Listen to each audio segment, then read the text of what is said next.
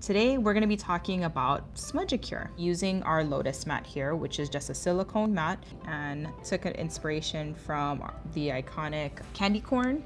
So I smushed 3 colors. What I just like to do is just make some blops of polish. No rhyme or reason, just go for it. And go ahead and mix some colors and smoosh, just like that. So that's what it looks like. It's very wet, so just be careful and try to have a firm press when you put it onto your own nail. Okay. So I'm taking an older Halloween plate that we've had, and I'm gonna pick up this candy design using straight up black. So right there, pick up the design. And there you go. I'm gonna just take my smudge-free top coat. So there you go. There's one design. Really simple and also very fun.